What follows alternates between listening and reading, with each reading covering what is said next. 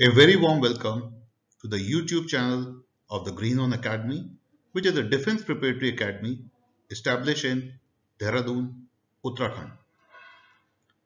Boys and girls, today we'll be discussing a very important topic in the international current affairs, which is very relevant in the Indian context, which reads China's One Belt, One Road initiative.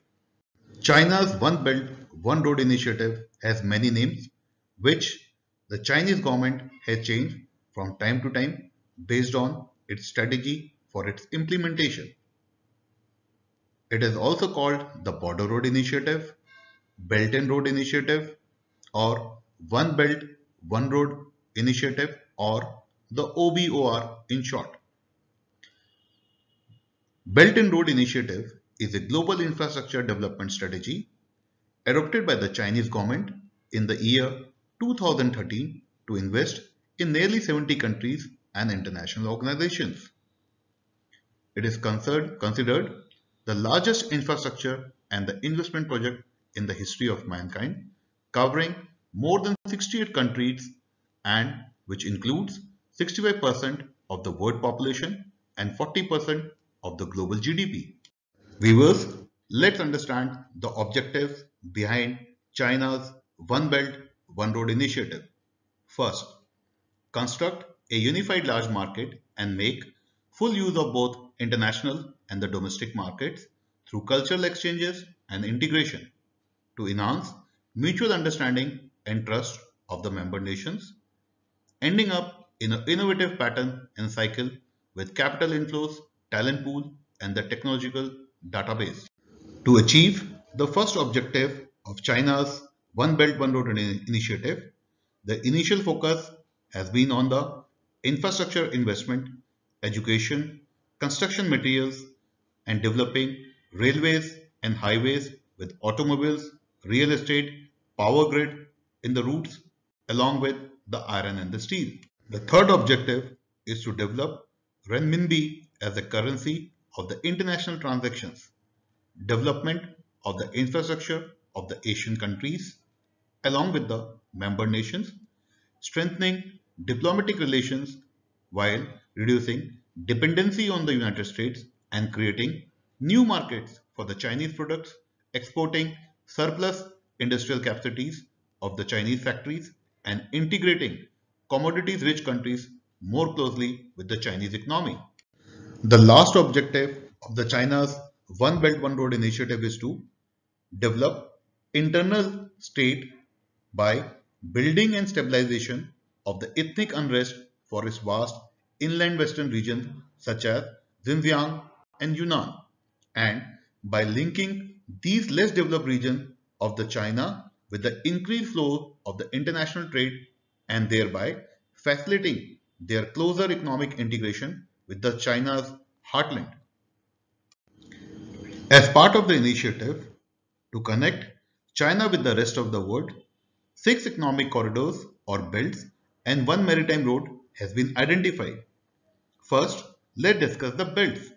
First, the Eurasian land bridge, which will be connecting the Western China with the Western Russia.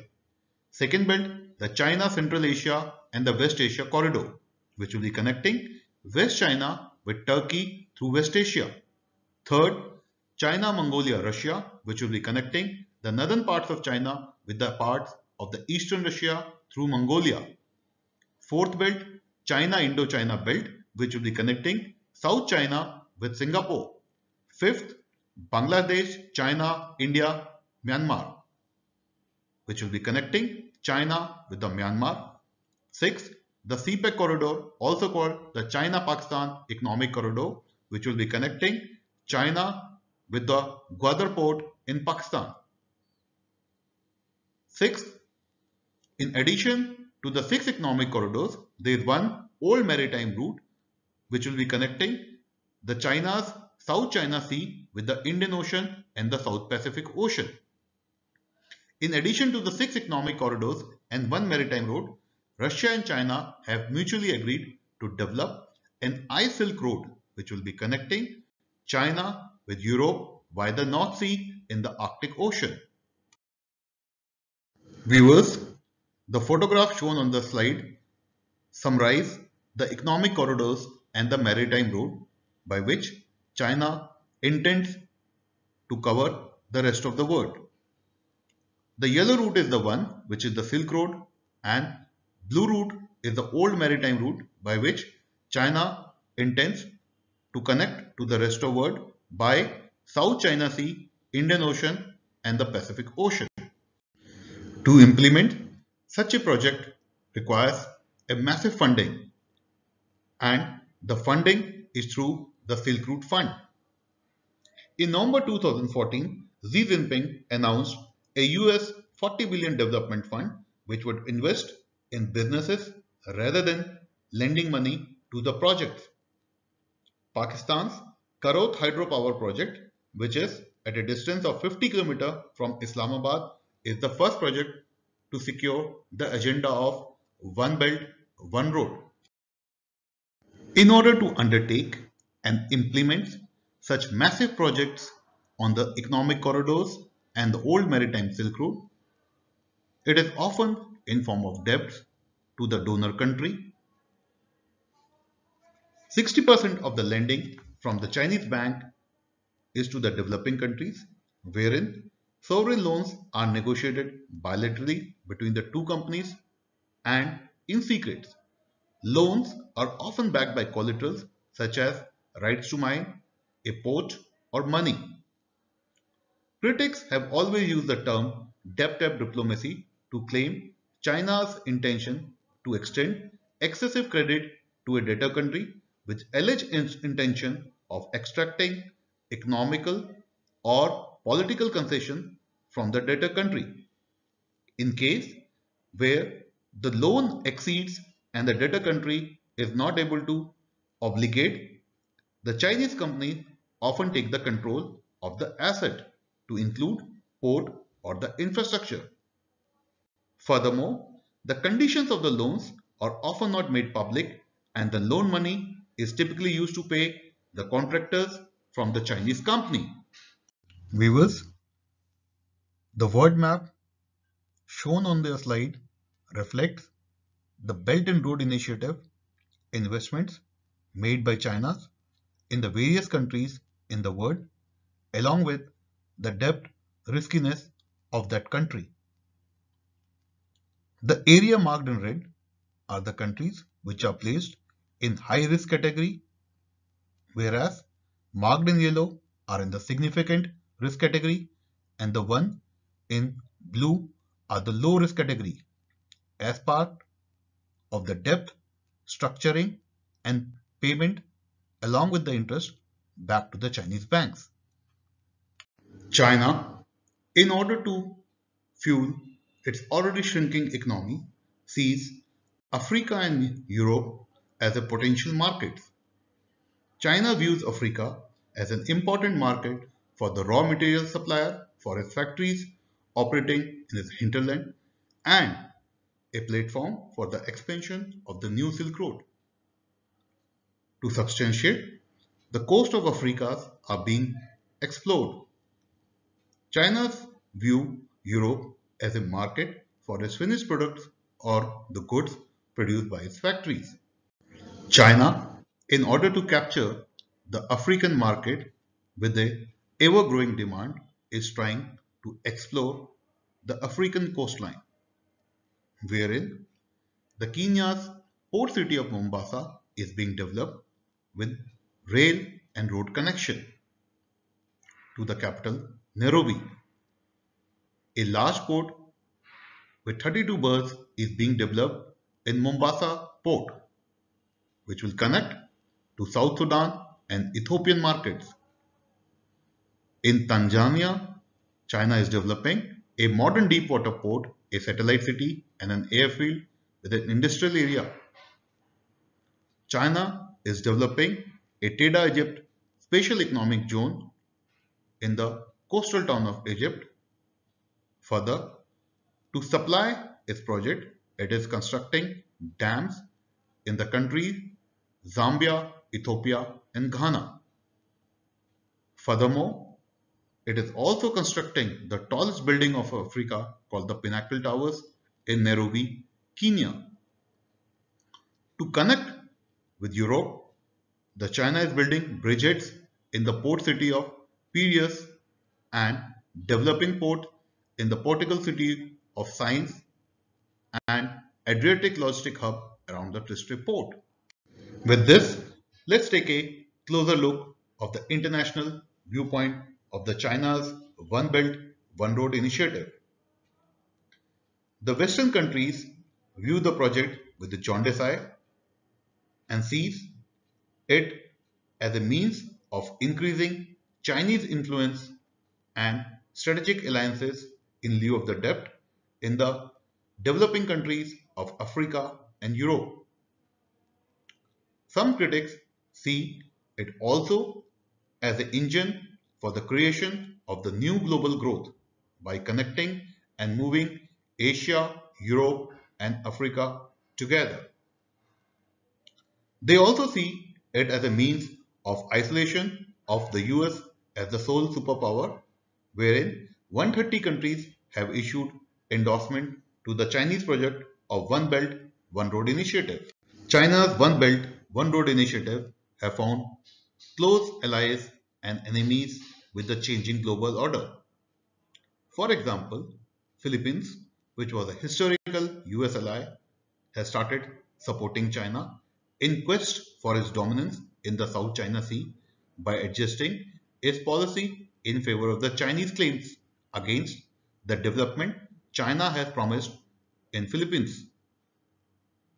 The Arab Forum for Reform and Development has engaged in an array of partnerships for building the belt and the road to share development and prosperity. Italy, being the first member to join the border, the Belt Road Initiative, and has signed a memorandum of understanding worth 2.5 billion across an array of sectors such as development of transport, logistics, and the port infrastructure. The other countries of the European Union, which include Greece, Croatia, and 14 other Eastern European countries, are dealing with China within the framework of the Belt Road Initiative. As a countermeasure to the China's One Belt One Road initiative, US has launched Free and Open Indo-Pacific Strategy, in short FOIP. It's a strategy which is based on the three pillars of security, economics, and governance. China's lending pattern has purposely trapped governments to gain strategic opportunities for China in terms of economic dimension of the China's salami slice strategy, wherein it dilutes the sovereignty of the target nation mainly using the debt trap diplomacy. Let's look why the international community is opposing the initiative. First, Tajikistan. The initiative has trapped Tajikistan to hand over around 1100 square kilometers of its territory, which still owes China 1.2 billion out of the 2.9 billion debt. Another example could be the Hambantota port of Sri Lanka, wherein the control has been passed on to the Chinese company. Similar risks of the sovereignty slicing are being faced by Pakistan, Madagascar, Mongolia, Maldives, Kyrgyzstan, Montenegro, and Laos, which are heavily into the Chinese debt trap diplomacy. The Australian Home Minister Peter Dutton described the Belt Road Initiative as a Chinese propaganda initiative that brings an enormous amount of foreign interference into the debtor's country sovereignty. The German Chancellor Angela Merkel feels that it must lead to a certain reciprocity, and we are still wrangling over that bit. The French President Emmanuel Macron sees the ancient Silk Road were never just Chinese, and he believes new roads cannot go just one way and originates and ends with the Chinese. The Tanzanian President John Magufuli sees that the Border Belt Road Initiative loan agreements are exploitive and awkward, presenting the conditions which can only be accepted by the MAC people, wherein in Belt Road Initiative, his government was asked to give a guarantee of 33 years or an extensive leave or 99 years on the construction of a port by a Chinese company. Viewers, let's feel the India's pulse on the China's One Belt, One Road initiative. India is the only major country which has opposed the initiative, and it sees the initiative as a biased idea of China which lacks transparency in its working and involvement of other countries in decision making. India has always repeatedly objected the initiative, and especially the China-Pakistan Economic Corridor, which starts with the Kashgar in China and ends with the Gwadar port town in Pakistan. India sees the project passes through the Pakistan-occupied Kashmir, which is an area of conflict for India and an area claimed by India as part of its union, which makes it China an indirect stakeholder in the Kashmir conflict between India and Pakistan. Further, India has also learned the lessons the harder way from the countries Tanzania, Tajikistan, and Sri Lanka. Let's take the instance or the case of Sri Lanka, wherein the Sri Lanka is struggling with the debts and it has ceded the sovereignty over a key asset of the southern seaport of Hambantota, which was formally handed over to the Chinese company for a controlling stake of 70% in the year 2017 on a 99-year lease due to $8 billion in loan as a result of the debt trap diplomacy. India has observed that the China has already developed ports in Sri Lanka, Bangladesh and Pakistan in order to bolster the economic development in the old maritime Silk Road.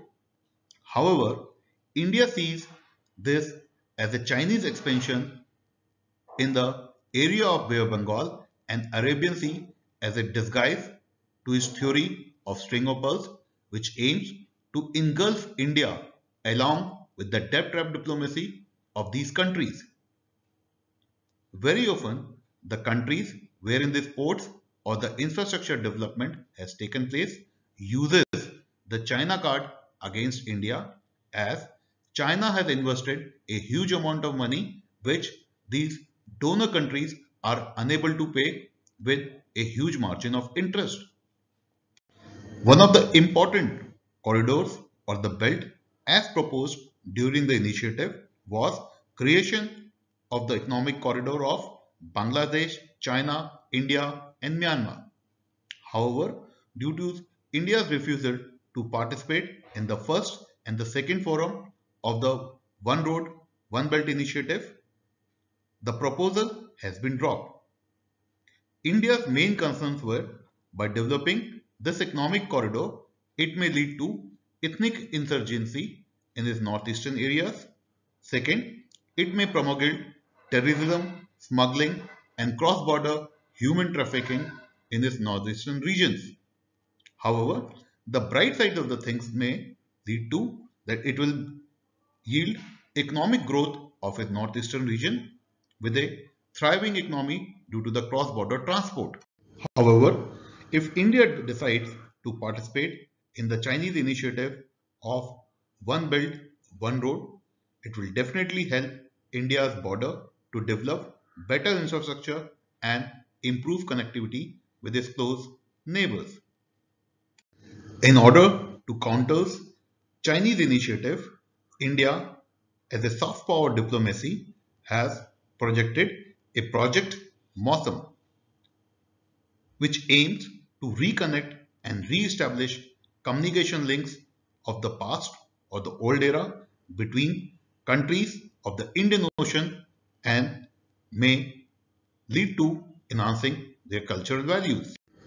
India has also started another project called the Project Sagarmala, It's a port-led direct and indirect development with a focus on infrastructure and increasing connectivity as an alternative to the Chinese ports, as well as the initiative of building Chinese dominated ports in the old maritime Silk Road. It involves capacity enhancement and modernization of the pre-existing major and non-major ports on the Indian coastline. The Project Sagarmala involves establishment of rail and road linkages with the port terminals for providing last mile connectivity to the ports, development of linkages with the regions so as to facilitate development of the nearby regions, enhancing multimodal connectivity including rail, inland water and the coastal and the road services. Project Sagarmala aims to harness the vast potential of India's 7,500 km long coastline along with 14,000 kilometers of potentially navigable waterways and strategic location on key international maritime trade routes. It envisages the growth of the coastal and the inland shipping as a major mode of transport for carriage of goods and people along the coastal and the riverine economic centers. As an alternative to the increasing presence of the China in the Indian Ocean, India tends to develop the Chabar port in Iran. Chabar's location will give India access to Afghanistan, Central Asia and Europe, wherein it will bypass Pakistan altogether and prominently cut down the current travel distances and time. Further, it will also act as a strategic location in case of eventuality with Pakistan. Further, India is also developing naval ports and helping the developing countries in the Indian Ocean regions like Madagascar, Mauritius and Seychelles. Another initiative taken by India to counter the Chinese initiative is Indian Ocean Rim Association.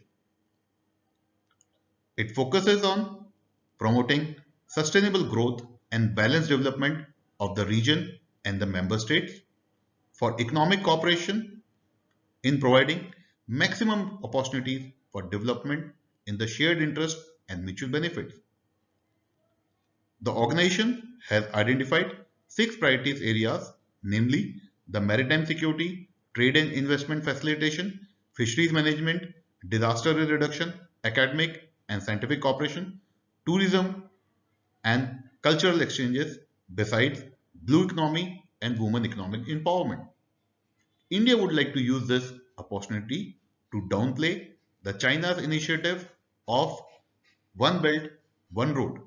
To downplay the China's influence in the Indian Ocean and the initiative, India would like to bring mutually beneficial and like-minded countries together to counter the Chinese threat in the Indian Ocean and the Asia Pacific zone. It would be reasonable for India to keep its doors of engagement open and carve out a niche for itself.